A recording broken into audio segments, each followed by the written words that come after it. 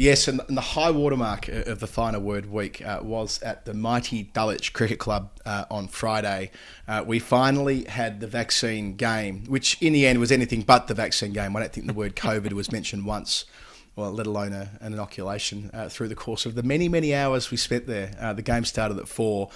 We were there till they kicked us out at 11. So we really did honour our commitment to put some money, into the club after the game finished. And it could not have been a more perfect game, Jeff. I'll actually avoid the 30-second summary in favour of just walking you through the day because it deserves a bit more attention than 30 seconds. Our team, the final word 11, a reminder we were playing the Oval Dream Boys, who are another team that I'm aligned with, but had all sorts of friends of ours who were playing on both teams, really. It was quite a convivial affair, but we agreed beforehand that we would bat first. What I didn't quite factor in beforehand was that I didn't know how good the opposition's bowlers would be or any of that, or let alone our own team, who I'd never seen in large part play before. Right. And John Surtees, who was the captain of the Dream Boys on the day, we talked in the morning about what cricket balls we would use, and he managed to pocket 2 test balls from Surrey, so 2 balls that would have been used in a test match last week. So I think for the standard of game that we were expecting it might be, we thought it would be quite a low standard of game. In the end, it was quite decent at different points, but we had 2 brand new Dukes test match balls, which was a bit of a highlight. One didn't last very long. Did they do the business? Well, well, absolutely they did. When Declan Price and Matty Boland were bowling with it was talking, not to mention Yaz Rana. They were all getting it to hoop around for us later on. But the ball the Dream Boys were using only lasted about 4 overs because Dan Price hit a gigantic 6. He's 20 years old, good cricketer. Came down from Cambridge for the game along with Will Day, bless them. They both made a long journey and stayed till stumps too. And in the case of Dan, didn't get home till 4 a.m. after he missed a train connection and couldn't get a cab when he reached his station at the other end. He hit a massive 6 out of the ground onto the train tracks, which is exactly where David Hooks hit 6 sixes when he was an overseas pro at Dulwich in the 70s. So a bit of a link back to Australian cricket there. But yeah, he retired on his 30 or 32 or something like that with a couple of big 6s and batted beautifully. He had Will with him early on. I can't remember who batted 3. Maybe it was Matty. Oh, he had Wayne Rowland, who Jeff was at our live show at Hampstead a couple of years ago, an old pal of mine from Hampstead who listens to the show. Matty Boland. We had who came in at number 5? I can't remember. Oh, Basab Majumdar came in at 5, I think. Then it was Tony King at 6, and so it went. And in the end, we didn't get much beyond that because we batted through our overs and made about 125, I think, which wasn't a bad effort on a fairly sluggish pitch. So we felt quite confident that we had the right combination of bowlers to squeeze the Dream Boys, and squeeze them we did. Yaz bowled. Squeeze the Dream Boys. What a phrase! What a concept. Well, Yaz with the new ball was a very good cricketer, and Joey Harmon, who obviously edits Wisdom Cricket Monthly. We talk about Joey a fair bit in the middle of the show. He took the new ball with him. We had an American fella playing for the Dream Boys who'd never played cricket before, and he lined up like a baseballer. He lined up with swinging the bat around his head, like batter up style. And then I think it was Yaz bowled him, and he swung so hard. There's a brilliant photo which Caroline took, and we might talk about Caroline and the photos in a bit more depth in a moment, but where it's like, I'm going to nominate this photo for the Wisdom Picture of the Year next year for the Almanac and see whether it can get shortlisted rather. It is like the perfect, it's the perfect sort of, I don't want to say village cricket, but he's looking out towards Cow Corner, slogging whilst he's losing his off stump, and the eyes of Dan, his wicket keeping, have lit up like, how did he do that? So that was a nice little part of it. I think Dan had played, as in American Dan had played college football or something like that. So certainly never played cricket before. So yeah, hopefully he'll be a guy that plays for many years.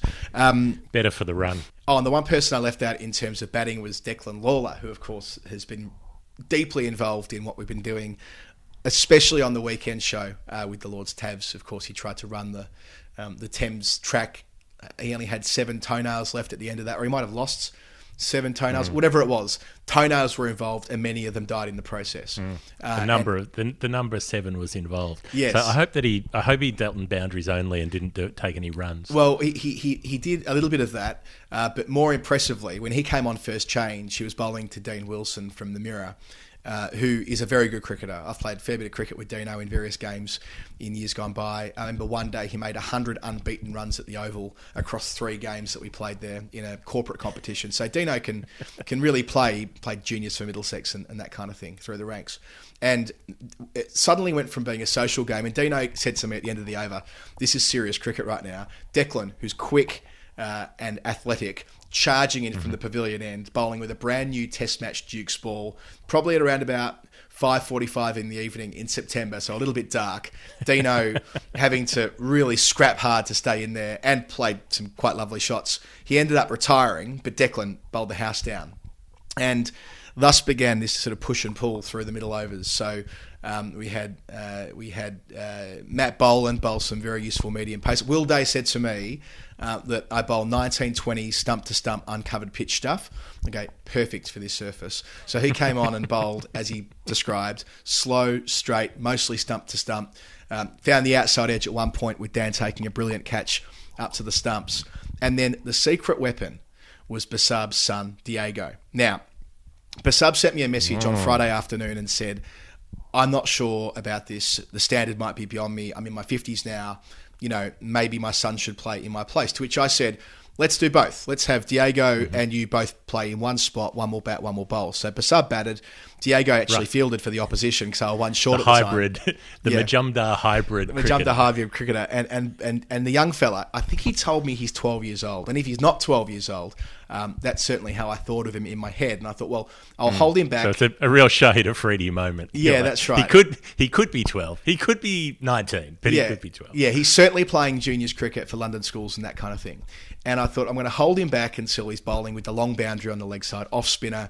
Want to make sure that we give him every opportunity to succeed. Took 3 wickets in 2 overs, completely turned the match, including a catch by Tilo Fob, who was much like me. I didn't bat and didn't bowl, and Tilo didn't bat and didn't bowl.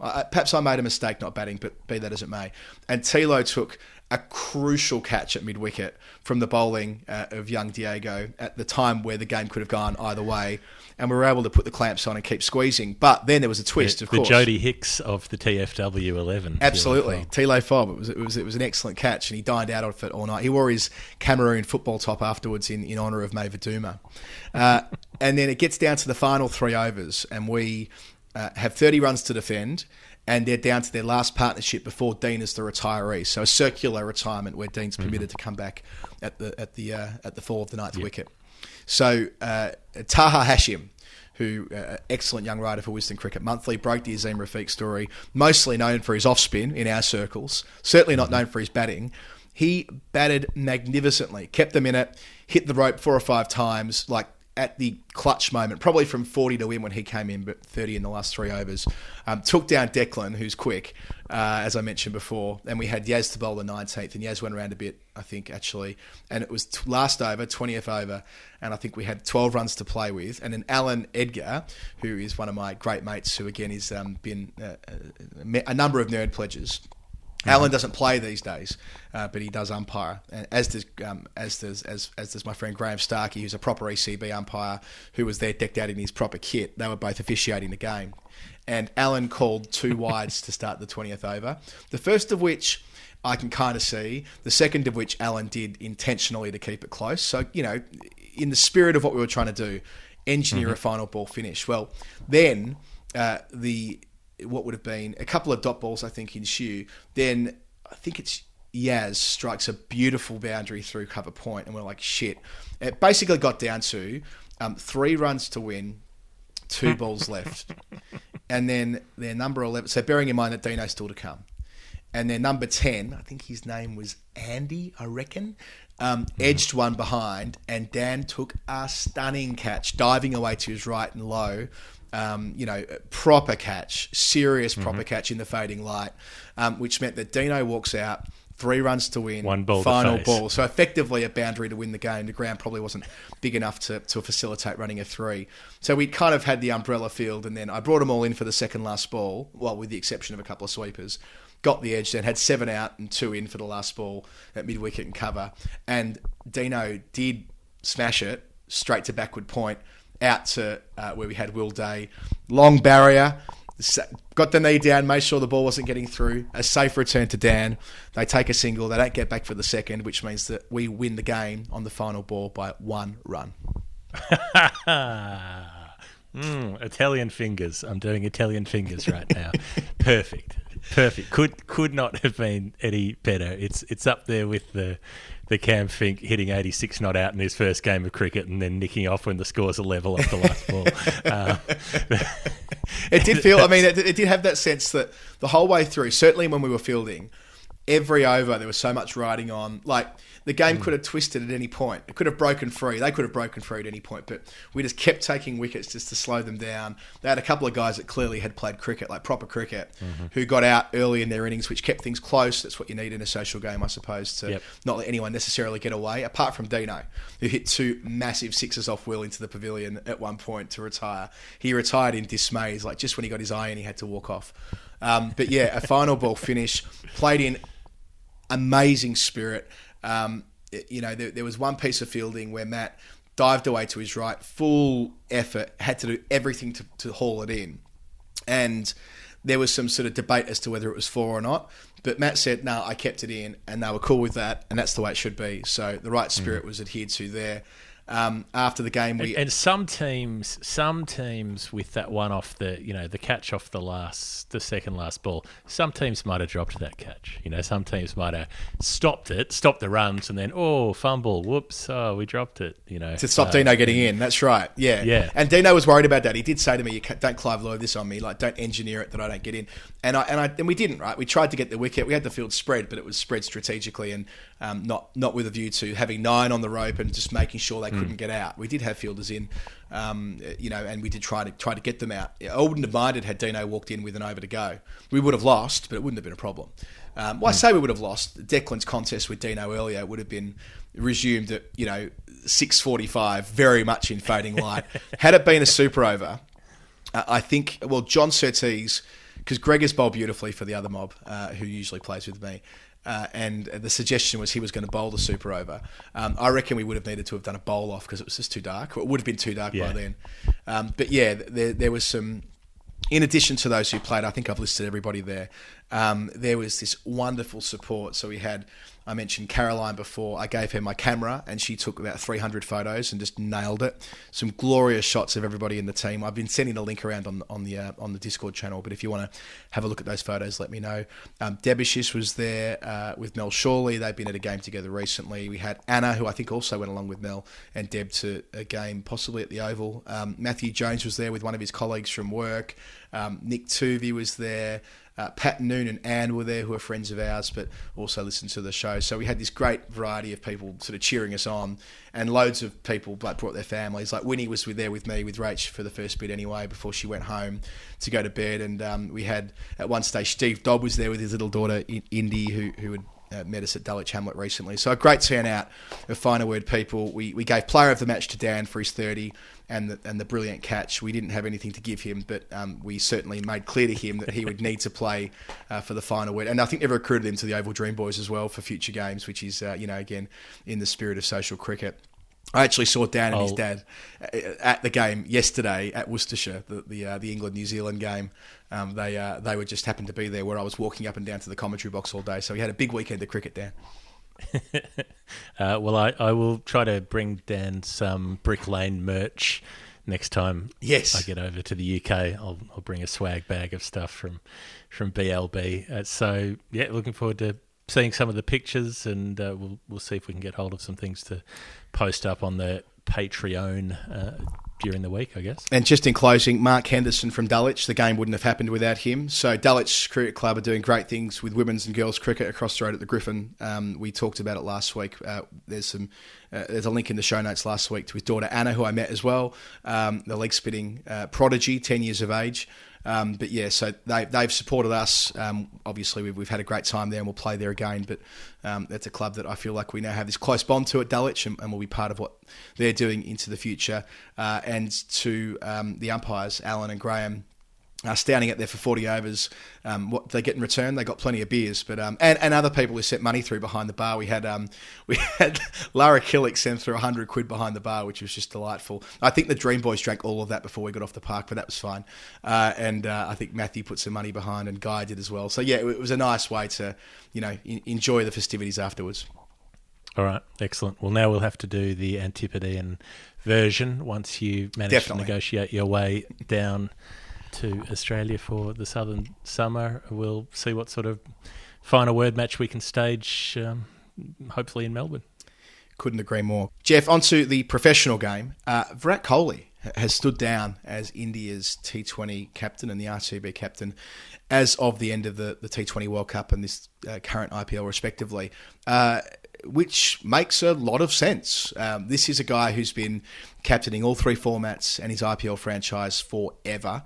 And now he gets the chance to just focus on one-day cricket and test cricket. And as Dan Brettig noted, it's very different when you're hosting a World Cup at home. He'll be doing that, or I suppose at the moment, kind of, sort of, in the UAE, but then the one-day World Cup in 2023, which is going to be just a gigantic tournament with Kohli in charge at home, as was the case for Dhoni back in 2011. And he gets the chance just when, I suppose, his test games just plateaued a little bit to find a way to find just a little bit more time in his incredibly busy schedule. It seems like a very sensible decision. I like it from Kohli because the way he's perceived is that he's this giant ego who couldn't stand to let anybody else be in charge of things. Had to run everything, had to have the final say in how everything goes.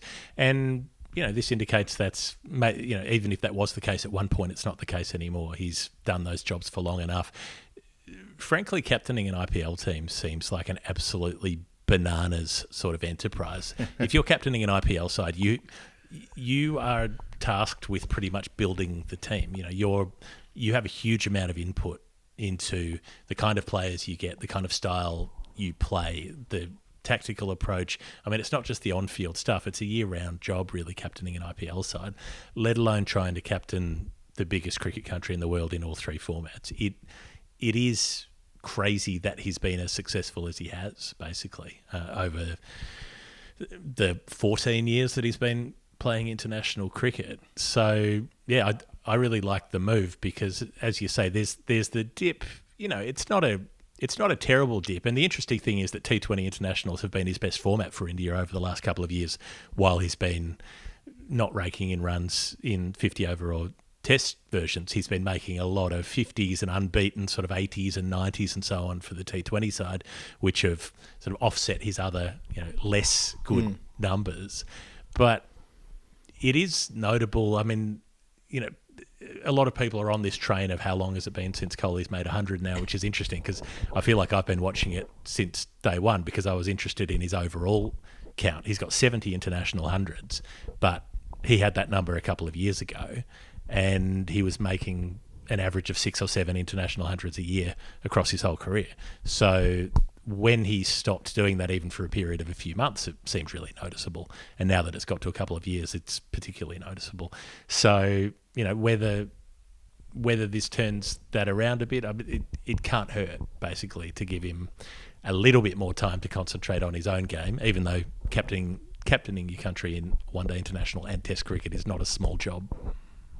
Yeah, and there's so much in this, isn't there? But, I mean, he's not going anywhere as a player. And you hear this from the best captains, don't you, that their principal job is to bat, really. He's still going to be there in all three formats for India. He's still going to be their most important player, their barometer, if you like. He's still going to be at the RCB. He's got, obviously, deep links not only to the club on the field, but off the field as well. So not much will change, I suppose, as the guy, in the middle of the ground batting. It's just that he removes that, as you say, that considerable responsibility in IPL land, which is such an intense experience to begin with. And then for T20 internationals, it's I suppose, a move that is a nod towards the future as well, which is what a good leader should be doing, succession planning. It's all good and well to have Kohli leading all three formats, but this does mean that they can look to Generation Next with that T20 side, as other countries have done in the past, and use it as a little bit of a nursery for... I mean, Remembering we're You'd backdating be surprised if it wasn't Rohit Sharma, though, who takes over. Well, maybe so. But in terms of who Rohit might have with him in his leadership group, for example, and the fact that they are having a World Cup in the format before he moves along, and Kohli will be there in Australia playing in that team the year after. So, yeah, it feels like the timing's perfect, and I wouldn't be surprised if it corresponds and correlates, rather, with a very productive period for Kohli, the batter. And let's hope so, because, Jeff, I mean, we thought he would cruise to 100 international centuries, and maybe he still will, but that looks, perhaps less certain than it might have a couple of years ago. As for the IPL, which had its restart yesterday, the Chennai Super Kings beat the Mumbai Indians by 20 runs. Jeff, there was a bit of a misfire at the start in terms of the way bizarre. There were wickets everywhere until it was. It took a long time to settle down, put it that way. Well, 5 of the top 6 made 7 runs between them. And then the other one, the standout, Gaikwad makes 88 from 58 balls opening the batting. Not just that, but pulls out the sweep shot against Jasprit Bumrah, sweeps him for 6, sweeps Trent Boult for 6, which is, a little less difficult, I suppose. Ben Stokes did that pretty effectively. Boult's not as quick, but still a very good T20 bowler. But the way that Bumrah was bowling through the Test series, he's been in terrific form for about 4 years straight. But there aren't a lot of players playing the sweep shot against Jasprit Bumrah, put it that way. And it ended up being a match-winning hand because he got them a total they were able to defend. Yeah, and Bravo making, was it 23 in 9 balls? And I think Tim Wigmore pointed out this morning, Bravo's batting number 9 in the West Indies World Cup team. So, it's a bit of a reminder that they are lurking, the West Indies, in that big tournament coming up in about a month from now.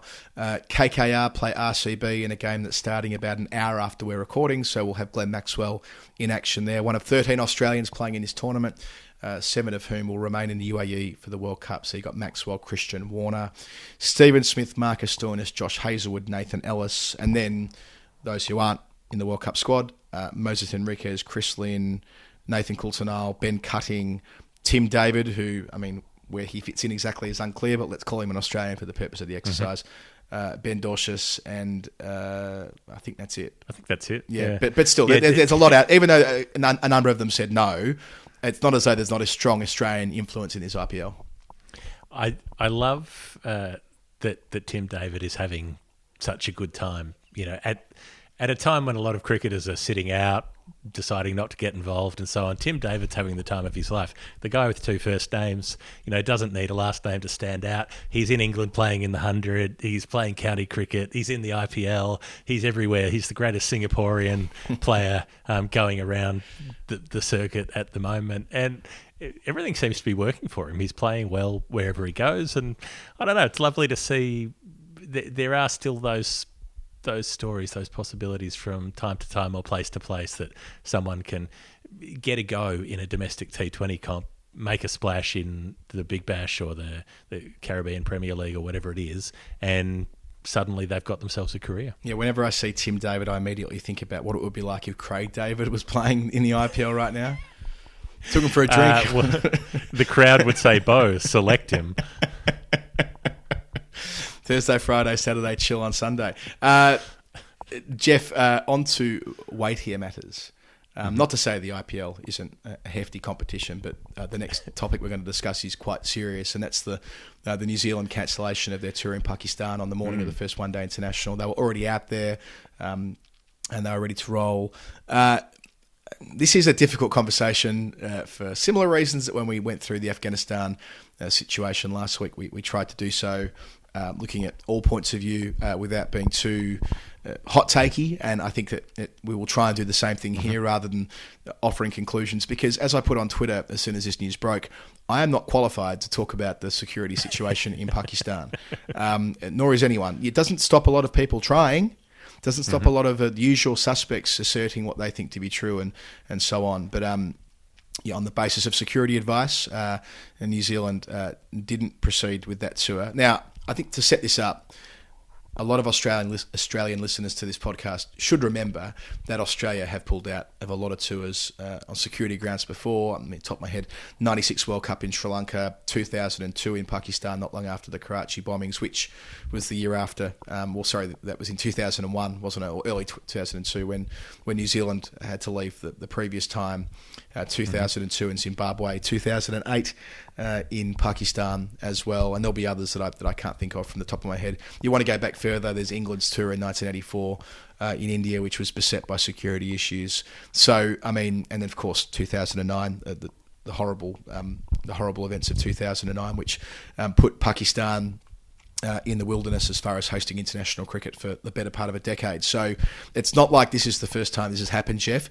It just feels more serious because in the last few years, we had South Africa, or even last year, South Africa, Sri Lanka, Bangladesh, the West Indies, Zimbabwe, all go to Pakistan, and England were very, very positive about going to Pakistan. Look, they might still go. Mm-hmm. For all we know, there'll be news on this between recording and publishing, but England haven't formally made a decision. But they were right on the front foot about returning to Pakistan with both a men's and women's team this October. So it's I suppose, less about the act of not going on a tour because of security concerns and more how far down the path I feel like we got with Pakistan. This feels abrupt, and of course it's expressly related to what's happening in Afghanistan. That's the concern, is that it becomes a domino effect. Once one team pulls out, then there's so much more pressure on the other boards to say, well, do they know something we don't know? Will we be putting our players at risk if we insist on going when others haven't? And yeah, look, Australia have a history of it. I think we can sort of forget how big a deal some of these things were as well. When Australia refused to play in Colombo in Sri Lanka in 1996, I mean, that was at the height of the Tamil Sinhalese war. There were terrorist attacks going around. There was military responses to it. There was violence all over at different times. But it was still taken as a massive insult by the entire Asian bloc that was hosting that World Cup that Australia would refuse to play in Colombo, and there was a very staunch refusal to countenance rescheduling those games or anything of the sort. The same thing happened in 2003 at the World Cup in Africa, and it was New Zealand then who refused to play in Nairobi in Kenya because, again, they had some sort of government intelligence that said that there were terrorist operations in Nairobi. Why they would have been targeting the New Zealand cricket team was a question that they were never able to adequately answer, but they refused to play. The ICC refused to relocate the game, and they forfeited that much and forfeited the points. But that was coming a year after they'd had the bomb go off outside their hotel in Pakistan, so they were very touchy about how they were going to manage that any sort of situation where there was any sort of danger. So New Zealand have a track record in this regard, and I guess that's the first thing that it makes me think of is this sort of overcautiousness that is then going to cause a cascade of problems for Pakistan. But of course we've got no way of knowing what the actual intelligence is and whether it is excessive caution or whether it's something more tangible than that. Yeah, so a couple of things here. First of all is that you are right, it is unlikely that it will ever become public what this advice said explicitly. That would be irresponsible. It wouldn't be prudent for them to share the intelligence they've been gathering. So that's one point here. The other point is that Reg Dickinson has been advising the New Zealand team. Advising Cricket New Zealand rather. He, Australian based from Queensland, I think. He also looks after the ECB's security assessments, like an independent kind of oversight on all of this. And he used to work with the PCB, so he knows this inside and out. And that would lead one to the conclusion that if he's advised NZC not to proceed here, that the probability of England sending two teams in a month from now must be pretty slim. And I'm sure the influence that will have on Australia. So you mentioned a domino effect. I said exactly that on Twitter when this news came through. It'll give sort of political cover for England if they don't want to go. And I don't mean that in a pejorative way, like they're looking for a reason to get out of it. But if there was any hesitancy about England going, the ECB have now got that shield of New Zealand having not gone, and Australia has a pretty dreadful track record with this stuff at the best of times. So I'm sure they'll slip into that stream as well in the fullness of time. So there's all of that going on. My own insight from this is going back to 2008 when Australia didn't go to Pakistan, where they were scheduled to go in the March of that year. They didn't because of violence around the election in Pakistan in February 2008. The Australian government were involved in briefing Cricket Australia. Essentially, DFAT were working with CA, providing their best advice after there were a number of suicide bombing events which threw the whole tour into disarray. And at the time, the government and the Foreign Minister, Stephen Smith, backed in CA quite strongly, saying that, it's important to sort of take the advice of the government where you can. So there will be, and the reason I cite that is there will be a collaboration going on there, I'd imagine, between New Zealand Cricket, their independent advice they're receiving, their foreign service, their intelligence agencies. This isn't like a decision made in a vacuum. There's a lot of different inputs. I think that from an integrity perspective, I'm willing to accept on face value that they were trying to play that series, especially given they were already there. Bit different if they weren't there and it was on the eve of flying out, but they were willing. They were playing that day. I mean, they pulled out the morning of the game. So so quite a lot to consider there about, I suppose, the process, Jeff. Like, there's no perfect answer, as with a lot of these things. It's just a case of trying to get an understanding of how we've reached this point. I suppose if I take the cynical view of not necessarily this specific case, but more broadly the way these kind of processes work, it's a bit like if I'd use the analogy of defamation lawyers at a newspaper. Anytime an article goes to legal, they have to find something to take out of it in order to justify the fact that they have a job, because the level of risk aversion gets so high that there is then a fear from the people who've got that job that if they don't make a recommendation and something does happen, then it's even more on them. That they bear too much responsibility to countenance taking even an acceptable level of risk. And so that is the thing that I wonder about when you've got people employed as security consultants, risk assessors, all that sort of stuff.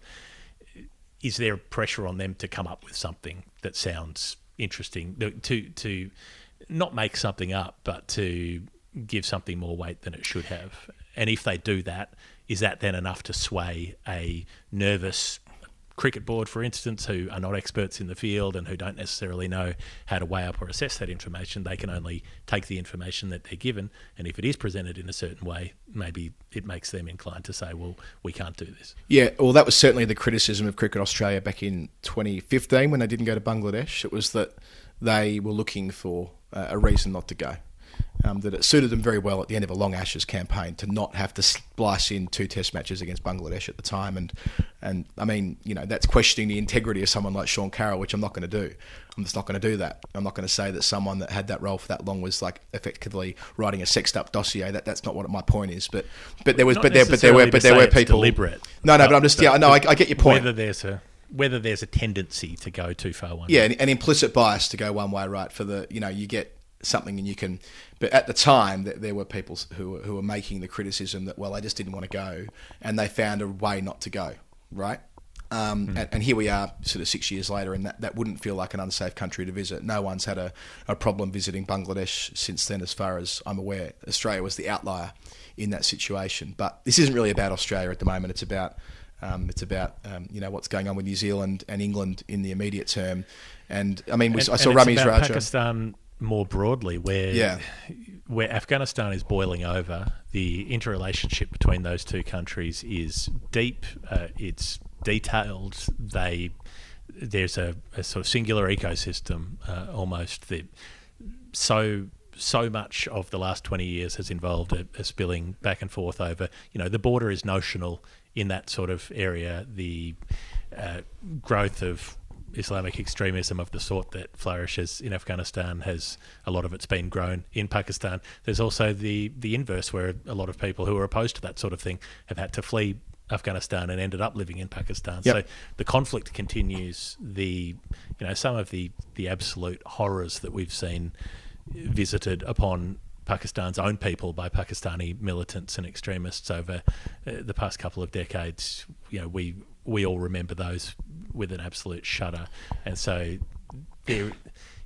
it's certainly never far from being possible that sort of thing can happen again. It probably will happen again, and conditions are rife at the moment for that to go off. Yeah, and that's where you feel for, the PCB, Ramiz Raja, who has just been appointed to the position of chairman of the PCB, I think it is, was very strong in his wording about how they will take this to the ICC. They will fight this. They will try and get NZC to pay a price for this, because in his eyes, or their eyes, the PCB, this is not a justified decision on the basis of what they are reporting back to New Zealand, and the conditions, and I suppose all of the different safeguards that they would have issued to New Zealand to get them there in the first place. They feel this is an affront. So, and if you're the PCB, you'd be bloody petrified about what this means, because they've been isolated for the better part of a decade once before.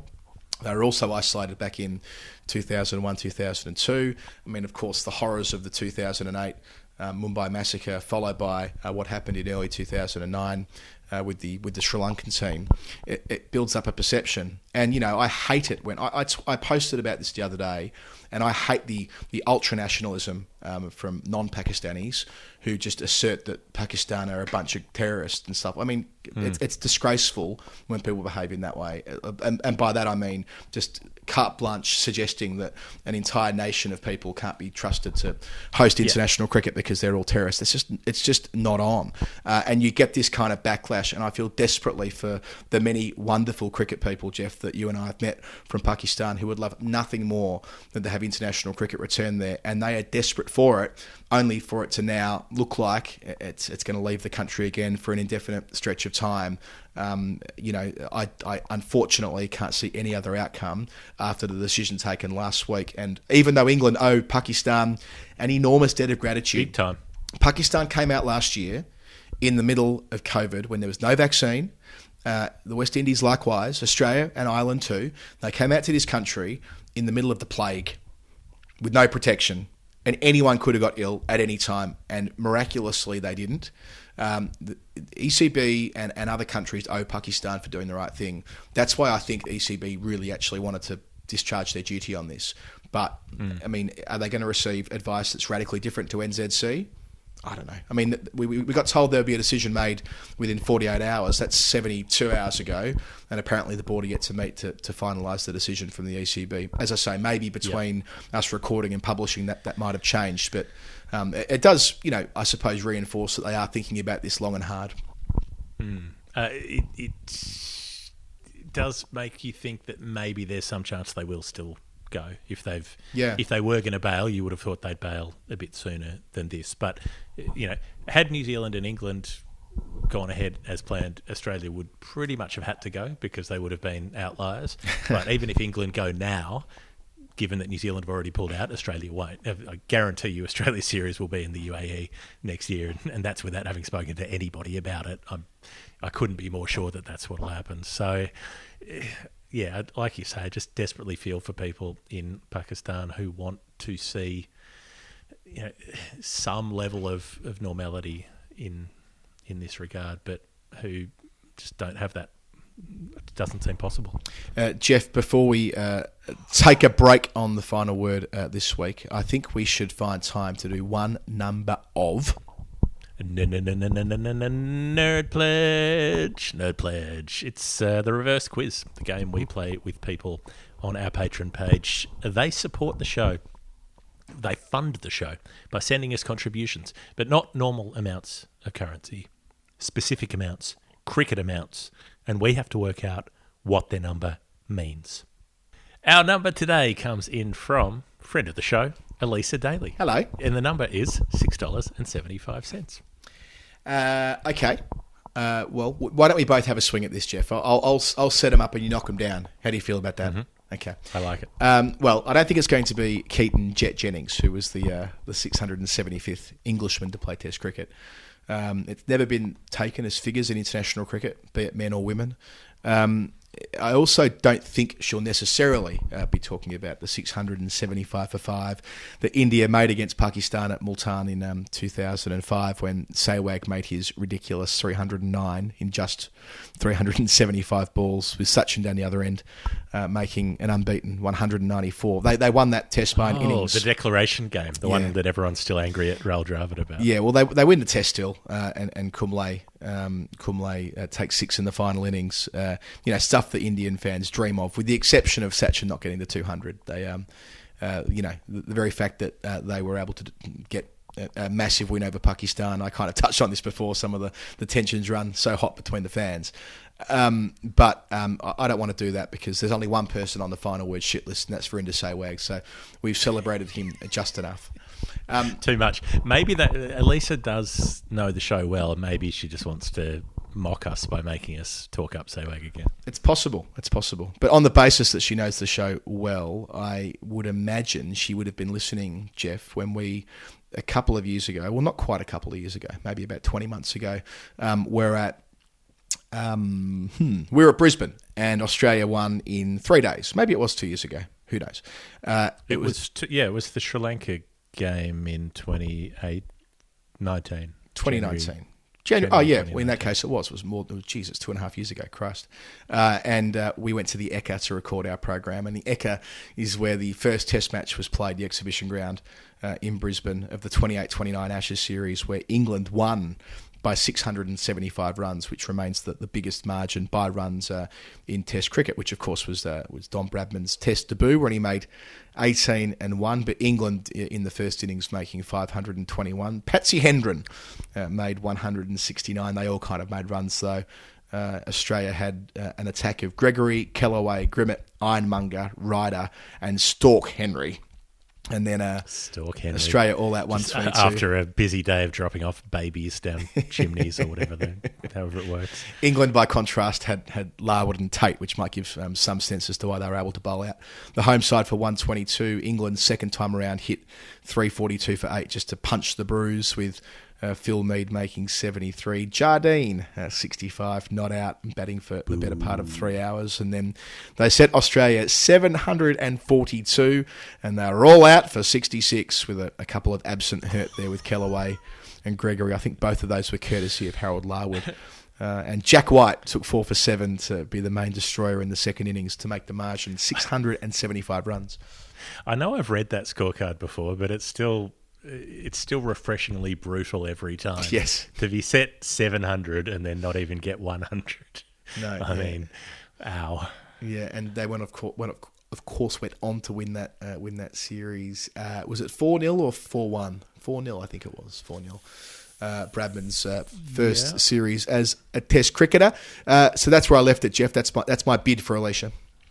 They dropped him like a gun. Well, I also had a look at this, and I thought, because you had said that you couldn't find it anywhere as one of the more likely variations of numbers, and I thought, well, what if it's something else? What if it's more oblique? 6 for 75. I thought, who's hit 75 sixes? In Test cricket? Somebody has. Really? Tim Southee has. Your boy. Because Tim Southee got to 75 during the World Test Championship final that New Zealand won. Now, people sometimes talk about Tim Southee's six hitting, and he's done a fair bit of it. He's not quite the six hitting monster that he's been made out to be, because he gets this big boost from hitting 9 of them on debut. So that helps out of your career total of 75. You knock off, 15% of them or whatever it is in your first Test match. A hilarious Test match when he makes 77 not out. It's still his highest score. It happens when you hit a half century in sixes, I guess. It was a real fuck it sort of innings. Second dig, they're 8 down when he comes out to the wicket, and they need 225 more to win against England in Napier. So they're not going to get him, but he just starts swinging. They still need 207 when Dan Vettori gets out. So they're 9 down at that point, and he's batting with Chris Martin, he of 104 innings batted in Test cricket, 36 ducks, 28 scores of not out. So that's 62 out of his 104 innings. He made 0 runs, either because he got out or because someone else got out because they thought he was about to get out. So Southey's obviously said, okay, no room to do anything except put everything over the fence, and that's what he did. Since then, he's never gone crazy like that again. He's never hit more than 3 sixes in innings, which is still quite a lot for a test innings, but he's hit 3 a handful of times and 2 a few times. But he hadn't hit a 6 in his last 10 test matches leading up to the World Test Championship final. Seemed to have lost the mojo somehow. And then in the first dig at Southampton, New Zealand get a lead of 32. Southey makes 30 right at the end, gets them that lead, hits 2 sixes, and takes his career 6 tally up to 75, meaning he went past Ricky Ponting for career 6s. I love looking at some of the players that Southey has more 6s than. Clive Lloyd, Sachin Tendulkar, Ian Botham, Gordon Greenidge, A.B. de Villiers, Rohit Sharma, Carl Hooper, Jayasuriya, Jayawardene. So he's 15th on the all-time list. I was going to say, a couple more. It's McCullum's the most, isn't it? Is McCullum the McCullum's 107. 107. And Gilchrist is 100. Because McCullum hit his 100th 6 in his penultimate test match that we were at Wellington. And then, of course, in his final test innings, he hit 6 or 7 of them. 7. Right. Okay. So it went from 100 to 107. Right. Yeah. So, which was one of the most ridiculous things I've seen in Test cricket. So 107. Well, he's not really within striking distance of Baz. Who's second? Gilchrist on 100 even. Yeah, he won't get that. And then Gale 98, Callis 97, which is interesting. I suppose just by weight of cricket played. But he's only a couple short of MS Dhoni. Could catch him. The duel is ongoing with Stokes, but he's 6 away from Peterson. Could catch him. So, you never know. Tim Southey, he could play another few years. And thanks, Alicia, for being a great supporter of what we've been doing over many years. Jeff, time for our mid-show break. When we return, we'll be talking about women's cricket. Internationals being played all over the world. So, this is the final word with Jeff Lemon, and I'm very, very pleased to be joined today by Maeva Duma, and Sinera Debande is joining as well to translate for us today. Thank you both for joining the show. It's a pleasure. Thank you too for having us. So tell us, the question to both of you really, your last week or so, it must have been pretty crazy. A lot has happened. There's been a lot of attention on the Cameroon women's team. You seem to have a lot of fun playing in the qualifying tournament, and suddenly everybody's watching your team play. Well, generally it was fun, as it was our first time discovering many things, learning from worthy opponents who were there, and most especially discovering the pitch and all the training grounds. It was really, really, really fun. And talking about the popularity back at home, it's really, really been so much. We gained so much in popularity because practically everybody watched our matches, and we're very grateful for that. And we hope it's going to grow our cricket. We thought it was quite funny that we had to wait for this interview, Maeva, until you came home from school. It gives an impression about how big the jump has been from being at school recently, then suddenly you're playing for the national team, now you're back at school again. Life is changing very quickly in one direction and then the other. Oui, parce que ça me donne aussi l'opportunité d'étudier et de faire le sport en même temps. Donc, je n'ai pas de problème à ça. So she says that it's actually great for her because she has the opportunity to do 2 things that she likes, playing cricket and going back to school. So it's actually fun for her. And tell me about the feeling of significance to be playing in the very first matches for the Cameroon women's team. This is a historical moment and you get to be a part of that. J'étais fière de découvrir un nouveau mode de jeu. J'étais fière de voir le vrai stade là où on peut jouer au cricket, de découvrir un nouveau pitch. Bon, c'est ça.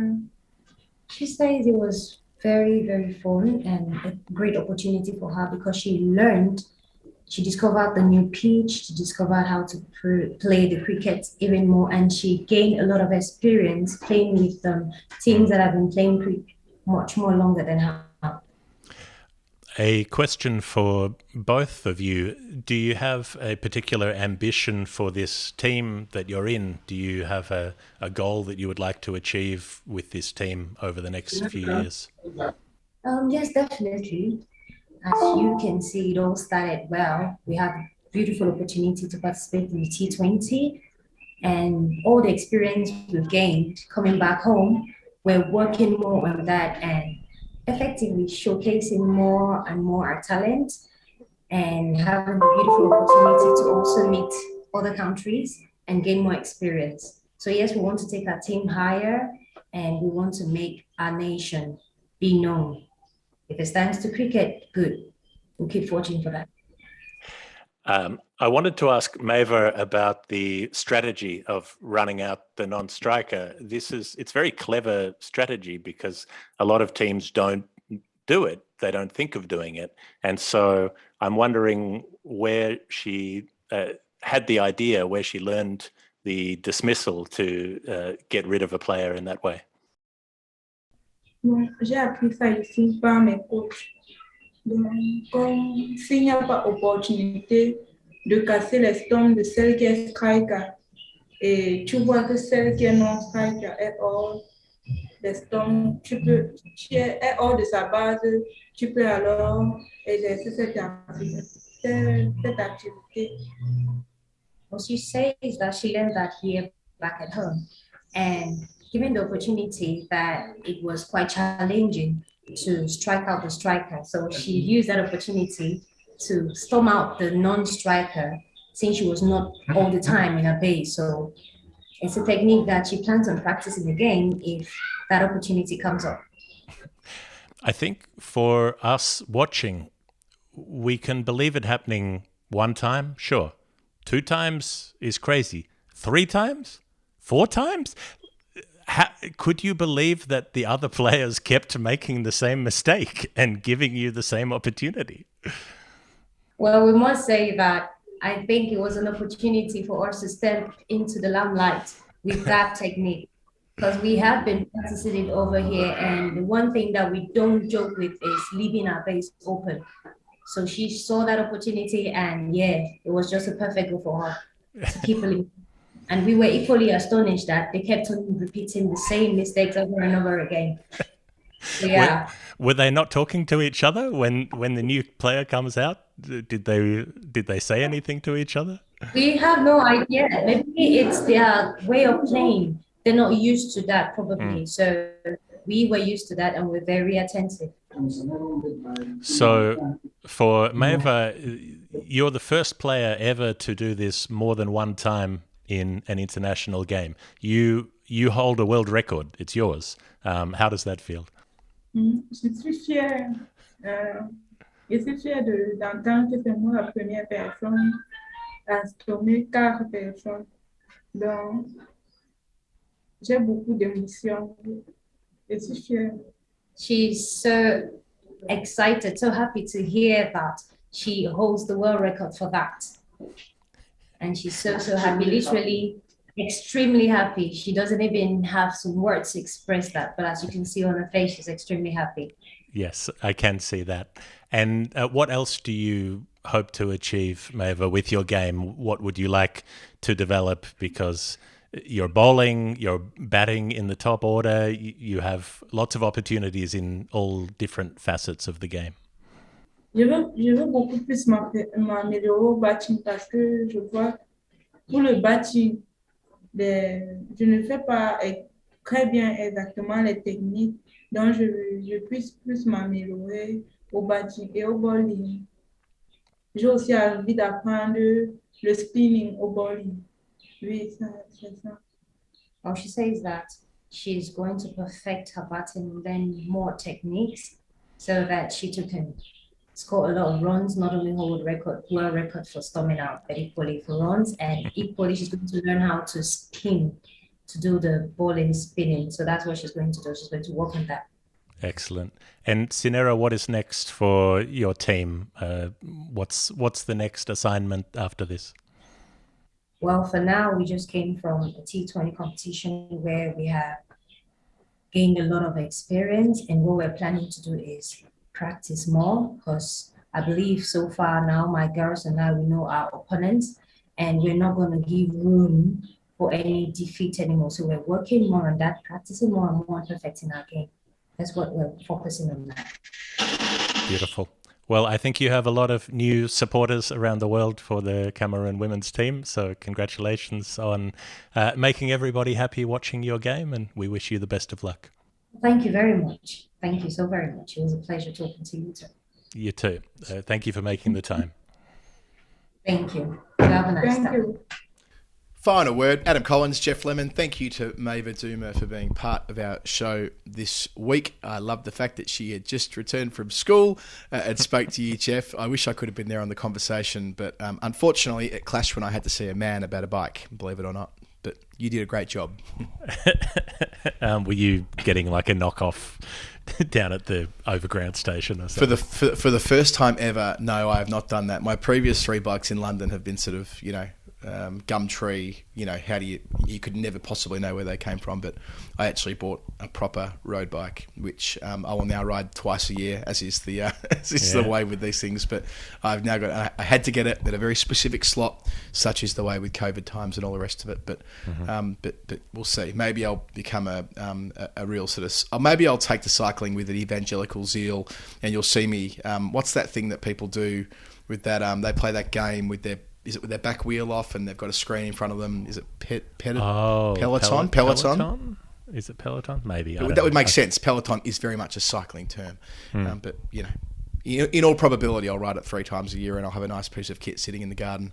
But you're not quite old enough to get really into cycling. I think that's more a sort of first half of your 40s and up kind of thing, where 44, I reckon, is the real danger age for intense cycling. Like, oh, yes, I go on weekend trips and, we just had a lovely 280 kilometre ride around this lake. And I'm like, are you fucking kidding me? How far? Like, your ass is just... Your rate's a Warrnambool? Yeah, your just ass is one blister, like just one single continuous blister from cheek to cheek, from horizon to horizon. Beautiful times. Right, Jeff, we said we were going to talk about women's cricket in greater depth, professional women's cricket, not so much what was going on last week in the tournament that Maeva was playing in, although let's hope one day that standard of cricket does become professionalised and all the rest of it. The England-New Zealand series that's taking place at the moment, we talked about the T20s last week. There have been 2 one-dayers, the first of which was at Bristol on Thursday. England didn't bat particularly well, but still got 241. Jess Kerr, same goes for both games, really. They were both Yes. instances in New Zealand managing to cock up the chase when they should have been able to avoid it. I think the difference with game 1 is that 241 still felt, like the average score for England in a winning game when batting first since the 17 World Cup is 247. So if you want to use that as par, Australia way ahead on 289, by the way. New Zealand down at 207 in a first inning. So, 241 is still a useful score. But yes, you're right that New Zealand didn't bat well. Heather Knight, 11 short of a century in that first game. So her hoodoo continues with one-day century. She's only got one of them at Leicester, where we're going tomorrow. And that new ball spurt, Jeff, with Brunt and Siver. The new white kookaburra doesn't swing for long, but it does swing loads at the very start. And Brunt bowled 4 maidens on the trot, which had me rushing for the record book and thinking about Phil Simmons to Pakistan that night. And Joel Garner. Joel Garner, and we actually found out for an England woman the best or the most economical figures for a 10-over spell was Beth Morgan, who was obviously more a bat than a bowler, who took, I think, 3 for 4 from 10 overs against the Danish team in 1999 or something. The might of the pastry merchants. Yes, but no, she wasn't able to quite finish it in that respect. But yeah, Amy Satterthwaite was batting at 4 and Devine at 5. Which has been a source of some annoyance to me, I think. Not annoyance, that's the wrong word, but I think that, batting them 4 and 5, I get they've got huge responsibility on their shoulders with Bates opening. It felt to me that from 17 for 2 after 10, they were never going to win the game, and that's when Satterthwaite and at that point Devine's not even batted. She comes in at 30 for 3 from about 15 overs, and like the probability of them winning from there is so low that it requires almost a miracle. Whereas if they were batting in the top 3 together, then maybe they can lay a foundation. And I know that can backfire too. The new ball can get out good players, and they're left with that quite soft underbelly. But yeah, I think they've got the balance wrong. It feels like insurance policy cricket from them that they know they've only got 3 batters in the top 6, and I know I've been getting stuck into the New Zealand women's team a lot. I don't want to be unkind about it. I would love them to be doing well. I wish they were doing well. Then I wouldn't be grumpy about it. But they just don't have the cattle. They're filling out. It's Sally's gap filler through that top order. I mean, Lauren Down opening the batting. She had her first ever good domestic season this summer. She's never had one before, and somehow she's still been in the New Zealand team. She's a very good fielder, but she's got a shithouse record with the bat. She's made 2 50 over hundreds in nearly 10 years playing the game. It's the fact that you've got to choose players who haven't been able to perform even at domestic level in New Zealand, and let's be frank, that's not the highest level of women's domestic cricket going around. If you're not dominating there, then if you want to be a proper international standard player, you need to be dominating at that level, and they don't have players who are. So their options are pretty limited, and they have to keep putting players like Down in to open the batting when she's probably not got the chops to do it. Someone like Maddie Green, who, is one of the few players in their side who can hit a 6. She can make a clean connection and go long, but she's someone you want to see coming in at 7 in a T20 game with 2 overs to go, maybe more than you want to see coming in up the top, hoping that she's going to build a long innings, because she doesn't have a record of that. She's got a very poor record as well, and Brooke Halliday sort of trying to make her way and has had encouraging signs even in these last couple of games as well, but got out at a crucial time in the second game. There's just so much fragility to their batting that how can they possibly try to put a team together? Yeah, I share most of those thoughts. With Down, she's made a 90 against Australia, and in 14 other one-day innings, her high score is 22 or something like that, and that was yesterday. Until then, her high score was 16. So a really choppy start to her journey. As for Maddie Green, I mean, it's not like she hasn't made important contributions, whether it be for the Brisbane Heat, that T20 at Hove last week. I mean, she can clearly do it. She's got a rapid 100 at international level, albeit in that Ireland game when they made nearly 500, her and Amelia Kerr. But yeah, it doesn't feel quite right. It doesn't feel quite right. It's like they never replaced Sarah McGlashan, which is a pretty long time ago now, isn't it? And you consider how much cricket she played for New Zealand and what a champion she was. So, and that's probably not doing them a service either, but you know what I'm trying to say. Or Rachel Priest, for that matter, who had I'm not saying she had an extravagant international record, but someone who was on the T20 circuit, a consistent match winner at that level. Still is, absolutely, still is, was playing in the 100 recently. So the first game, Tahuhu's return from triple surgery on her foot. I mean, that mole that they, and I'm going to explain it poorly here, but I'll do my best, that looked pre-cancerous.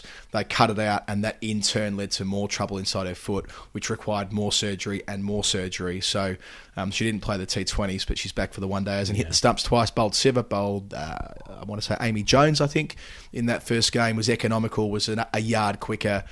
Hannah Rowe picked up a wicket early on as well for the first time in like 7 one-dayers. Hannah Rowe picked up a wicket, which I felt happy for her, because I like Hannah Rowe as a point of difference, nice and tall, moves the ball away. So, yeah, Devine and Satterthwaite did the best they could, and the margin was 30 runs in the first game was somewhat padded out by the fact that the last 2 combinations put on 68, with Tahuhu and Lee Kasparek smacking some runs at the end alongside Satterthwaite, who ultimately was left stranded on 79. So, a pretty scratchy game all time. 4 overs left as well. I mean, it's a real indictment when you look at, had they even batted through their innings, they might have pinched it. I think you're right. Yeah, just too much work there for Kasparek, who got run out in comical fashion too, which made my commentary sound comical because I kind of called her as being in. Because I read the body language as her cruising over the line, thinking, well, she must be in. They might look for overthrows. They went upstairs and she didn't even stretch, let alone dive, and she was out by an inch, and they lose the game. So there's a. Yeah, it sort of bolsters your point, Jeff. They're not quite there. The second game, however, look, let's say, and this is really crude way of seeing it, but New Zealand probably need to play a 9 out of 10 and England a 7 out of 10 or a 6 out of 10 to win at the moment for they are so mismatched. Mm-hmm. And it looked like that's the way we were trending in the second one day. England's top order misfire again. Beaumont leaves a pretty good delivery from Devine that shapes away and cuts in and hits the top of her off stump. They've rested Catherine Brunt, so they don't have her to rely upon. She was very good batting at 7 in the first game, making 40-odd after a collapse of 4 for 31, but she wasn't there. They used Danny Wyatt as the swing player in the middle at number 7 in order to play one fewer bowler. Wyatt playing her 200th game for England, and they really needed her, Jeff, because soft dismissals from Dunkley, from Siver, from Jones, all caught in the onside. I think Siver was caught in the offside after Knight got out first ball to row. Again, that outswing I mentioned before. And at one stage, it was 146 for 9, and we're thinking, well, New Zealand are chasing 150 here. And then it was Danny Wyatt who made her highest score, Jeff, in one-day international cricket in England, which seems remarkable to me, given she made her debut more than a decade ago. And she did it alongside Tash Farrant, who made 22 out of their partnership of 51. And that is a really great story. Farrant, who was in the original contract list back in 2015, she made a debut in 2013, had to wait 8 years for a next one-day international, got dropped from the international list, back to semi-pro cricket. There wasn't even a semi-pro structure with the exception of the Super League when she lost her contract.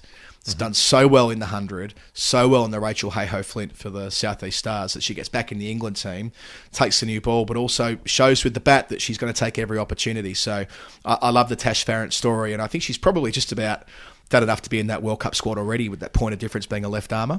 It is really interesting, and it's a women's cricket thing specifically, that when you go to franchise cricket, as we've talked about on the show a few weeks ago, so many of the players who would be the lower order are actually batting middle order or even top. You sort of Dane van Eyck opening the batting in the 100, players like Eccleston and Brunt batting in the top 6, Sarah Glenn for their franchise teams, and someone like Farrant does that kind of job. So comes into the England setup and is an 11, in the same way as the Australians will bat down with Wareham, and, Jonathan may be coming in at 9 or 10 when she's just about got a test 100 to her name. It's pretty interesting that the tail doesn't mean the same thing for the better women's teams going around. For some of the strugglers it does, but for Farrant coming in, that didn't mean here's a rabbit. That meant here's a pair that could put on some runs. And I sort of had a feeling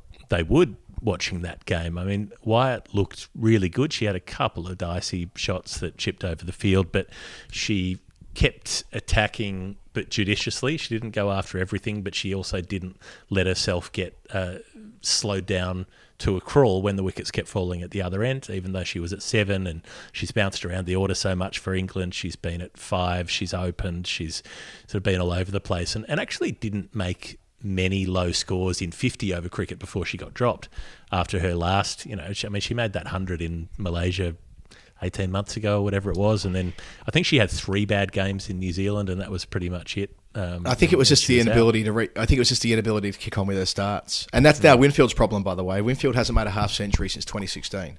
Winfield Hill, I should say, and she got out in a comical run out with Wyatt when they were both reaching for the same end. But I mean, the way I see this England team, there's maybe 2 spots available for the World Cup. I think there is an opening spot that's there to be taken by somebody, be it in the top order being promoted. And maybe it should be Amy Jones. She's averaging 15 in her last 10 one-day internationals. Now, as we both know, Amy Jones is class, probably the best keeper in the world at the moment, certainly warrants her spot in the England top 6, but given she isn't going that well at 5, maybe giving her a chance to bat with the field up and a chance to go up and over the top of cover, her best shot. She absolutely dominates domestic cricket. I see no reason why it's just, bad run of form, it happens, sure. But a bad time for a bad run of form might be the way of putting it ahead of a World Cup. So there could be the Amy Jones option, but a specky that we're putting out there at the moment I say where, like it's a campaign. A couple of us are saying... Got to go to India. Georgia Elvis made 100 last week, made 85 not out yesterday, a couple of days ago. And yeah. Georgia Elvis, it's like bringing back W.G. Grace. It's like bringing back the Model T Ford. Aren't we done with Georgia Elvis? Here's the thing. Georgia Elvis is only 30. She's in career best form. And this is the key point. That World Cup's being played in March and April. Yeah, but she's in career best form, but the best of her career wasn't very good. So, well, but this is kind of the same point I made around Tash Farrant.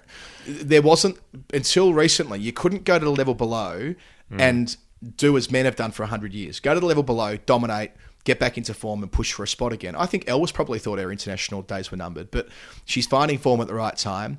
They are already through to the final of the Rachel Hayhoe Flint on next weekend, on Saturday at Northants.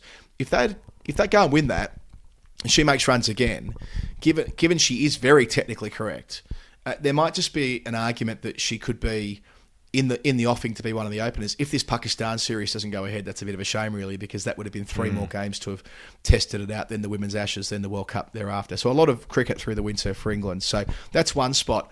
And the other spot, which I didn't really think of this when considering Danny Wyatt, but maybe it is number 6, number 7, on the count of the fact that maybe England don't need to play 6 bowlers. Because usually they balance up with Brunt at 7, right? Mm-hmm. And maybe in some World Cup games they'll need to, but if they play Brunt at 8, 9, 10, 11, and Siva as the 5th bowler, and Knight as the 6th bowler, perhaps you can get away with Wyatt batting at 7 and Dunkley batting at 6, and you've sort of got 2 finishers then. It feels like Wyatt's too good a cricketer to not be part of the thinking for that World Cup, and I'm not sure whether she's got the form line to get another chance as opener. So maybe it has to be at 6 or 7. And when you've seen someone do the job well, if she's come in and played brilliantly at 7, do you then sort of do what every Australian selector does and say, well, we better pick them as an opener? We'll put an opener at 7 and a 7 as the opener. So maybe that is her spot. Maybe, but it's interesting what she was there to do. She was there to come in with 8 overs left and cart around the attack in happy hour, and instead she had to save the day, and she did. She did it really well. And she played the sweep shot well. They weren't facing a whole lot of spin, but she played it reasonably, which hasn't necessarily been her strong suit. It didn't look like she was craving that new ball pace field up that you often see a long-term opener want in white ball cricket, and they can look a bit marooned when they come into play with fielders back on the fence and the older ball.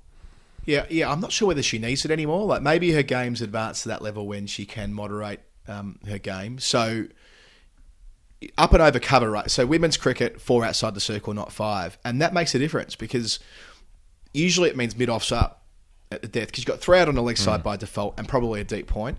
Wyatt's best shot is up over the top of extra cover or mid-off. It always has been. Yep. She's great through point as well, but she hits the ball inside out that way so well that... That is always open to her in the final 10. Almost always open to her in the final 10. Yeah. So, yeah. And so if they have a deep backward and a deep cover, say to put extra protection on the offside, then she's got a gap on the leg side that she can exploit. You rarely see it, do you? Yeah, you rarely see in any form of limited overs cricket. You always have 3 out on the leg side at the death, right? I mean, you very rarely in men's cricket. It might be 3 and 2 or 4 and 1. You're never going 2 on the leg side, 2 on the offside or 3 on the offside. So, I just think that might have been a timely intervention from Danny Wyatt as we build up towards the next World Cup cycle. How about Kate Cross? She's got 31 wickets at 16 since 2019, since her big recall, which is the most in the world since in that frame of time. 3 wickets again yesterday, super consistent. Speaking of which, Sophie Eccleston, I mean, every day, isn't it? Give Sophie Eccleston the ball, invariably takes wickets, picked up 2 in 2 at Bristol, and again picked up Maddie Green the moment she came into the attack yesterday. I've been doing some campaigning again, Jeff. Sophie, her brother, James, or Jimmy, or Jumbo, I think they call him, his teammates, Alvanley Cricket Club made the Village Cup final on Sunday, which is like a lovely old competition. I think it was the 50th running of it this year, where they play at Lords. They play to the decider at Lords. No concerns with that. But it really did highlight to me how preposterous that Jumbo Eccleston's playing a final at Lords and Sophie's never played there. I mean, Does that blow your mind? Sophie Eccleston, Yeah. the When you best put it like bowler that. in the world, has never played Lords. So I put a thing in the cricket paper this week saying, it's a pretty easy fix, isn't it? Put an annual limited overs game at Lords for the England women. Like, they had one between 97 and 2013. They haven't played a game in London since the 17 World Cup. That's, four and a bit years since they've even played in London, full stop. Why not just have an annual one-day international there? You would absolutely, if you build it, they will come. We see that with women's cricket all the time. You get a good crowd. How crazy does it have to be? Oh, how wacky! We're going to have a whole game every year that's for the women to come and play. If they can keep their roving uteruses inside their bodies, they can come in through the gates of Lords. I mean, it's just bizarre that it even needs to be put in those terms. Of like, well, it's maybe, yeah. I would caveat that by saying it's not really an MCC. Remember, the MCC does the scheduling at Lords, right? And it's not like they're trying to keep women off. I mean, a lot of 100 games this year, MCC games and so on. It's more just the fact that there's been a decision taken at ECB Towers to prioritise smaller venues and pack them out. And that makes sense, right? You've been to Fortress Chelmsford a couple of times with me. Like, that's a proper experience. 5,000 people going wild at a T20. That is proper atmosphere. Likewise, Taunton, when they get it right. Hove again. But it just like... And people will say, well, why is Lords special? For something they say, why Lords, why not Manchester, why not Leeds? I would simply say that whether you like it or not, Lords is the spiritual home of cricket. And it would be a great symbol, I think, to young girls watching. And we've had Izzy Wong commentating with us. It's amazing watching the young girls come up to Izzy wanting autographs and wanting photos and whatever. It's so brilliant, seeing that next generation come through. I reckon it wouldn't be a great thing if someone like Izzy Wong, as she invariably progresses to international cricket, is just as normal for her to play at Lords as it is, maybe not just as normal, because there'll never be Test cricket there, well, not in the short term, but that she doesn't feel like it's a big deal rocking up at Lords. Like, it's kind of I've played lots of times there. Yeah, it seems completely straightforward. And no offense to your Middlesex slot, but if Stevie Eskenazi's rocking up at Lords every other week to play in third div, surely they could get the England women on for a game or two in a season. Yeah, and look, again, it's not about either or. It's not about Middlesex or the existing fixtures. It's just about like one game per year. They've found room this year for a number of 100 games, right? So one game per year that the England women play. I think you make a set piece event around it. You give it the full treatment on free-to-air television, Sky, radio, everything around it, right? You funnel all this energy into one day per year when the women own Lords and the England women at that. And, then you see, I mentioned Izzy Wong. What about Charlie Dean, for example? New to the England team, brand spanking new, really good bowler. She was an amateur cricketer at the start of this year. She said no to one of the semi-pro contracts at the Vipers because she was studying. She went from being amateur to, obviously, the London Spirit, now into the England team, a match-winning fourfer after that rain delay, beating the outside edge, beating the inside edge, with flight, with hard-spun deliveries, gives it a rip when she wants to. I think she's 20. I mean, this is Generation Next right now. So, thinking not really about this group of England players, but thinking about what it might look like in 5 years' time when they're running the show. And, all these young kids are watching them on television through the 100 and through the international game and hopefully, normalising the idea of playing on test venues again. Yeah. I can't really add anything else to it. It seems insane that it's not happening, that they're not doing it already, that isn't part of it. Why not? I totally understand the small venues thing in terms of atmosphere and that it works most of the time, but why not give yourself that room for ambition that administrators have had with the 2017 World Cup final, with the 2020 World Cup final at the MCG. Why not? Antigua as well for the 18 final. Remember, there was there 15,000 at that, if I recall correctly. They filled the Viv Richards Stadium. We're off to Leicestershire, Derbyshire and Canterbury to finish the season there. So again, smaller boutique venues, but I'm sure they'll do a good job as hosts. Rachel Hayhoe Flint finals at Northants on Saturday. We've got the Sparks and the Diamonds playing it at Scarborough on Wednesday in the semi-final of that competition. Jeff, I think overall England not going that well. New Zealand going even worse again. Yep. They don't really look like defending champs to me right now. They have got huge room for improvement. And New Zealand, at this stage, I doubt they'll make the semi-finals of their home World Cup. a lot needs to change there. And part of that is because I look at across the pond, as it were, well, not across the pond in this case, but I look to the series that's being played at Antigua at the moment. South Africa, they're the sleeping giants at the moment. They're ranked number 2 in the world for a reason. They pumped India 4-1 earlier in the year in March, and they've just thrashed the West Indies 4-1. They were up 4-0. They actually lost the 5th game in a super over yesterday. But I think we are permitted, Jeff, to get excited about South Africa's prospects at this World Cup. I don't think it's like you and me talking it up anymore. I think it's actually a real thing. The South African women's cricket team have got to go to India. They have all got to be on that plane. They're all playing that well. They could do something at this T20 World Cup. I've always felt that they were sort of almost there, but not quite. Like, the way they went out of the last couple of ICC tournaments felt right. You know, it felt right that they weren't quite good enough to beat England in the semis in the 17 World Cup. It felt right that Australia were too professional, too well marshalled, and got past them in that rain-shortened match in Sydney in 2020. Like, that felt like about the level where South Africa belonged, but they keep kicking on, and they've got this. Yeah. I reckon it's a bit of an 06 Socceroos golden generation sort of thing for South Africa, because they've got DVN, they've got Cap, and they've just got better and better as players, and then they're bringing along this other cohort with them. And the thing is, they're doing it both ways. Like they are making big runs and winning easy, and they're also winning those tight ones. So the fourth one day might be the most impressive of the lot. They only made 185. Mignon de Pree made runs. It wasn't Lizelle Lee, it wasn't Danae van Niekerk, it wasn't Laura Woolvart, who've all made runs through the series. It was de Pree, 36 years old now, Jeff, maybe even a fraction older. She's been around forever. And they kept the West Indies to 150 for 9 in 50 overs. And, it's Van Niekerk 3 for 23, but Mazabata Class, who hadn't influenced the series to that point, 2 for 25 from 10. You look through the wickets, Van Niekerk 8, Ayabonga Kaka 6, Marizan Kat 5, Sune Luce 5, Shabnim Ismail 4, Nadine de Klerk 4, 3 in the final game, then Class 2. That is, 1, 2, 3, 4, 5, 6. That is 7 genuinely capable match-winning bowlers. Then with the batting, Lizelle Lee has made 595 one-day runs this year at 99.2. Now ranked number 2 in the world, just behind Daly, who's number 1.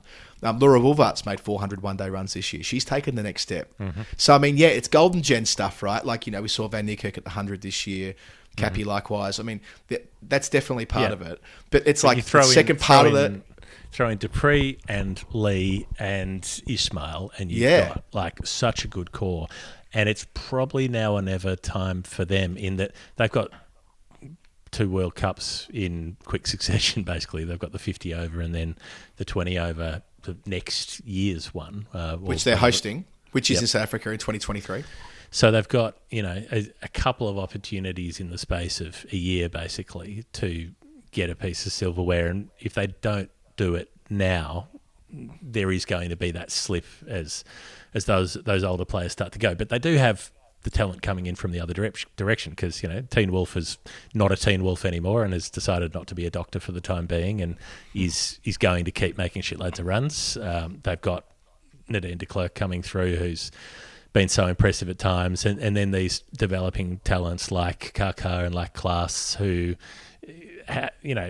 they've been fringe players in the last few years, but they're starting to develop more of a standing of their own. So if they can have a subsequent generation coming through to supplement and gradually replace the golden gen, then they're looking good.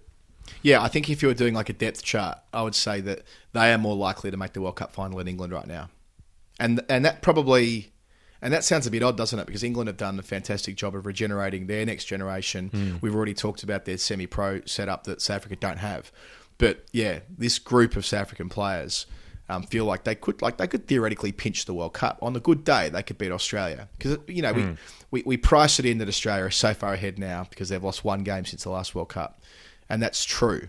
Yeah. But, limited overs cricket, part of the excitement is that you can't win all the time. And I reckon the team most likely to knock them off are probably South Africa, as it currently stands. So, yeah, a bit of a watch this space there. And it's got, obviously we've been huge supporters of theirs on the podcast for years as well. So I acknowledge our bias in this respect, but I've just got a feeling about them. Speaking of the Australian women's team, Jeff, they start their multi-format points series against India at Mackay on Tuesday, probably after this podcast has gone out, the first of 3 one-day internationals. They had a warm-up game on the weekend. I saw Rachel Haynes made runs. Pooja Vastrika made runs for India. That's exciting. The idea that she was going to be an all-round, going to be a bat, then she was going to be an all-rounder, then she was going to be a fast bowler. Now maybe she's a batting all-rounder again. A utility, Pooja Vastrika. So the Danny I'm Southern about that. of the Indian cricket. Yes, that's right. That's exactly, when she was growing up, she said, I want to be the Danny Southern of Indian women's cricket. That'll mean nothing to our fans outside of like Melbourne. But Footscray are in the grand final this week.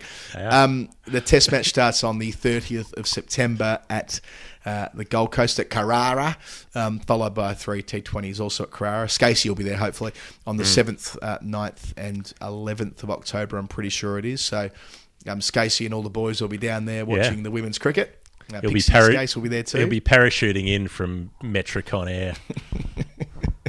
I haven't really got I haven't done a huge amount of thinking about this series, Jeff. I know you'll be covering it extensively. I suppose from an Australian perspective, they'll be thinking the most important leg of this is the one days off the top, given we're that close to a World Cup.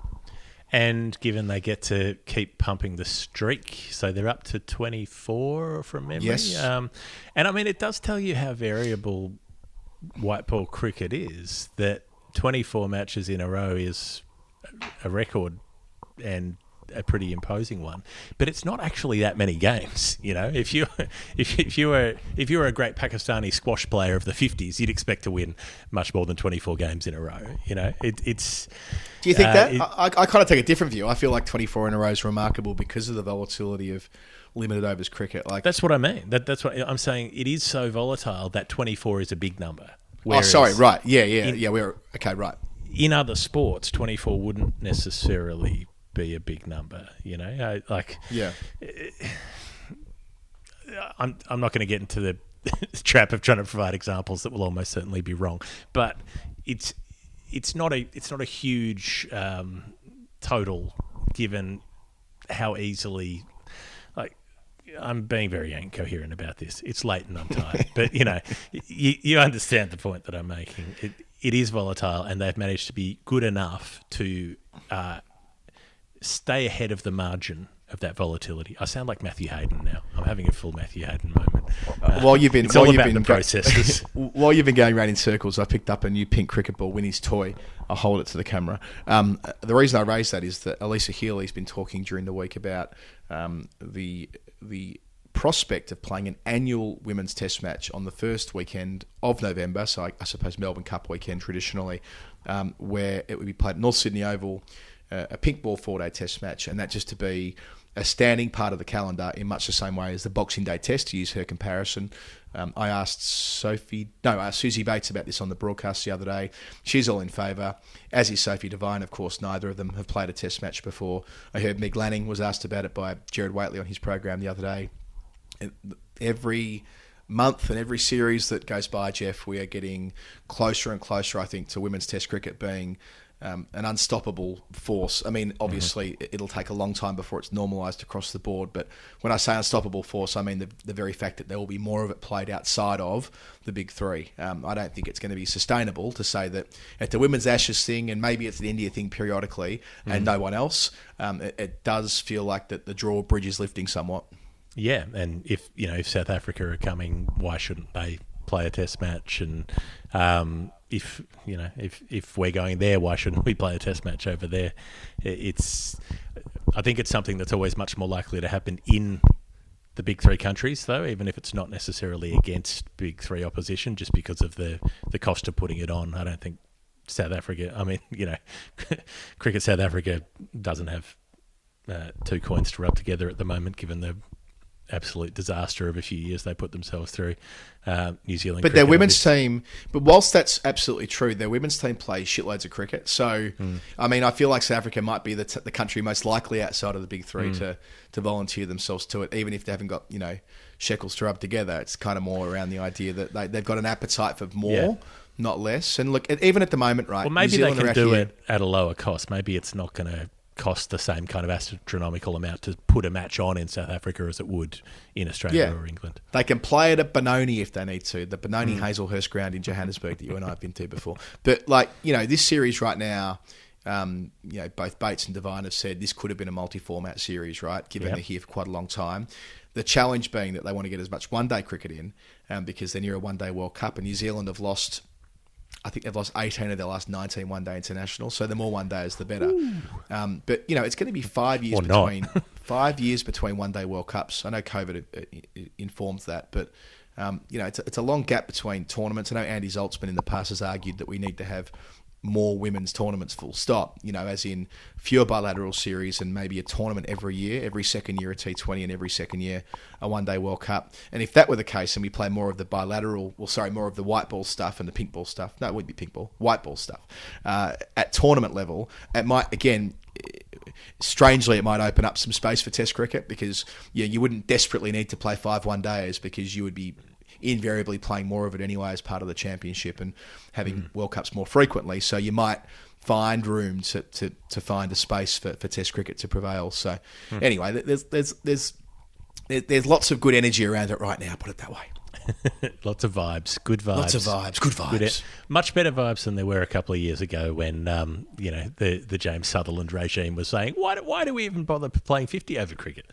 Let's just go to, what about T10? Have you girls thought about T10? Oh, it's nice and short. Women and children can understand it. Thankfully that's gone. And we have India playing Test cricket now, and I think that's massive. So, look, fingers crossed. Jeff, as we close the show today, I'm going to break some news, which will, of course, not be breaking news at all by the time this podcast goes up. But I predicted at the start of the show that we would have news about the England-Pakistan series by the end, and lo and behold, a statement for immediate release from the ECB. The ECB has a long-standing commitment to tour Pakistan as part of the Future Tours program. Earlier this year, we agreed to play 2 additional T20 World Cup warm-up games in Pakistan, blah, blah, blah. The ECB board convened this weekend to discuss these extra England women's and men's games in Pakistan, and we can confirm that the board has reluctantly decided to withdraw both teams from the October trip. Blah. The mental and physical well-being of our players and support staff remains our highest priority, etc., etc., etc. There's the added complexity for our men's T20 squad. We believe that touring under these conditions would not be ideal preparation for the World Cup, where performing well remains a top priority for 2021. We understand that this decision will be a significant disappointment to the PCB, who have worked tirelessly to host the return of international cricket in their country, their support of English and Welsh cricket over the last 2 summers, etc., etc., etc. What did I say here? We are sincerely sorry for the impact this will have on cricket in Pakistan and emphasise our ongoing commitment to our main touring plans there in 2022. So, right, from that, they're essentially saying in 2022 they are committed to going there as part of the Future Tours program, men's FTP, and they're saying here that in addition to that, before the World Cup, they agreed going to Pakistan for the men's team in October, and then adding a short women's tour with double headers alongside the men's game. And then they've gone away to consider the extra men's games and withdrawn the October trip. What I'm struggling to piece together here is, what about the women's games? Because they're not just for, they're not preparing. I mean, they're not just T20 double headers. They had 3 one-dayers scheduled as well. But they're withdrawing both teams. So no, they're withdrawing both teams, but it's not as straightforward as. We were just playing a couple of T20s before the World Cups. The women's tour was more advanced than the men's tour, more wide-reaching, more chunky. So I suppose what they're saying here is because of how taxing it would be from a mental perspective going to Pakistan right now. So they haven't really cited security concerns, interestingly. So, I mean, there's going to be more like our players will be too stressed out because they'll be worried because of New Zealand pulling out. Seems to be the subtext there. Yeah, it does, doesn't it? And then they reiterate at the bottom their ongoing commitment to a main tour, to our main touring plans there for 2022. So they're sort of treading the tightrope there a little bit. Yeah, we're definitely still going to come. But, we're going to come, but we're going to come next year. Yeah, by which time the Australian team would have pulled out. I suppose they bought themselves space. Yeah, they bought themselves time to have more security assessments. It's basically the cricket board equivalent of the text that you send when you haven't left home yet, but you're like, oh no, I'm definitely on the way. Yeah, just getting to the tram stop now. Yeah, no, I'm coming. I'll just be I'll be there at 10 instead of 8. That sort of thing. You're still ironing a shirt and you haven't got out the door, but you said you're at a tram stop. No, I agree with all that.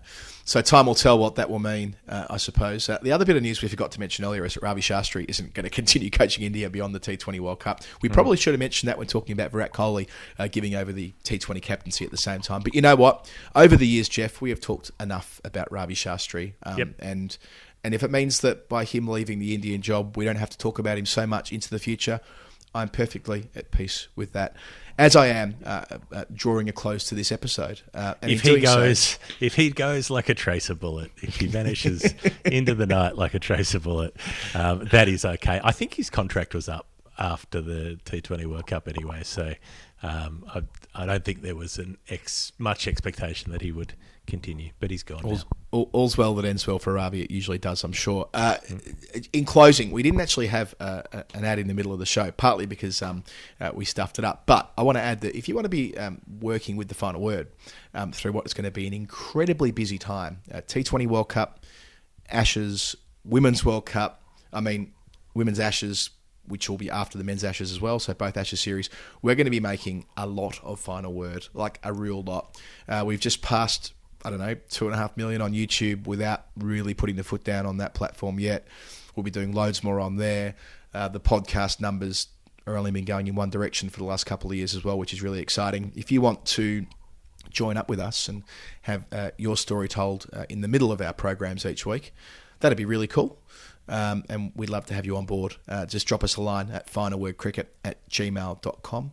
Thanks as always to our pals at Brick Lane Brewing, who are with us week in, week out. Thank you to our pals on Patreon, who many of whom were at the vaccine game that we talked about off the top, probably in too much depth in hindsight, but I enjoyed it. It was a good thing to organise. Everybody who's on there has been helping make the show through, especially last year during the pandemic when it was almost impossible to make the show. Patreon.com/The Final Word if you want to contribute to there and help us make our show consistent throughout the weeks to come and the months to come. And thank you to everybody who's listened and rated and reviewed the show. DC, our editor, the bad producer production team back in Melbourne. Jeff, have I missed anybody? Don't think so. I reckon you've swept the field. We do this show, I don't know, once a week usually. Why not once a week? Usually comes out on a Wednesday. There's the history show on the weekend. It's good fun. You'll have Norcross for the history show, I should say, because I'm doing 6 games in 6 days, so I can't do story time prep this week. But Daniel is very excited to rejoin the show in my place one more time. Yeah, 3 times in 5 weeks. Eek. Sorry about that, but yes, he's having fun though. He's enjoying it. We're enjoying it. A change is as good as a holiday. I think that's it. Final word out. We'll see you next time. Ta-da.